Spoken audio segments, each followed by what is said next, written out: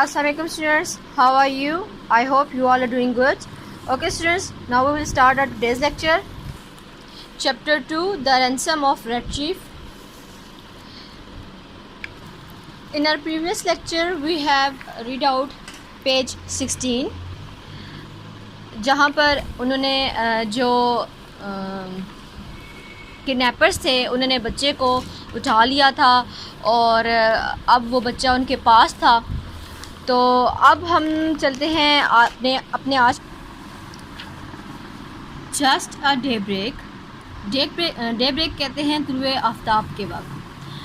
I was awaken by awful screams from Bill. Awake का मतलब होता है बेदार होना, ठीक है।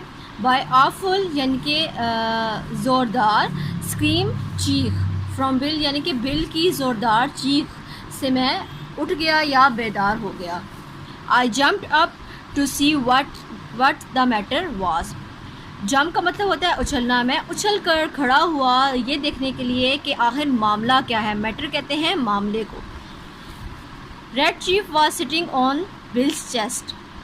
जो रेड चीफ था वो बैठा हुआ था बिल की छाती पर। चेस्ट कहते हैं छाती को।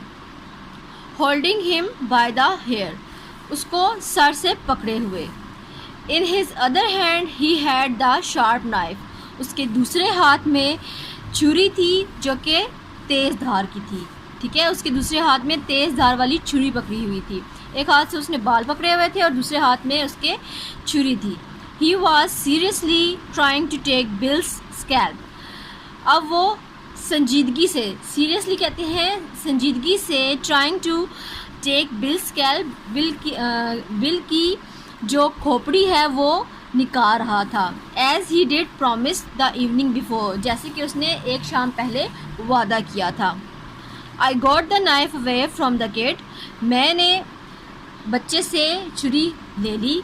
गॉट का मतलब होता है लेना। गॉट द नाइफ, छुरी ले ली। And made him lay down again, lay down का मतलब होता है लेटा देना। मैंने उसे दोबारा लेटने पर मजबूर कर दिया। बट फ्रॉम दैट मोमेंट, लेकिन उसी लम्हे से bill spirit was broken, bill का जो हौसला था वो टूट गया था। स्पिरिट कहते हैं हौसले को। He lay down on his side of the bed, वो अपनी बेड की एक साइड पर होकर लेट गया। But he never closed an eye again in the sleep as long as that boy was with us.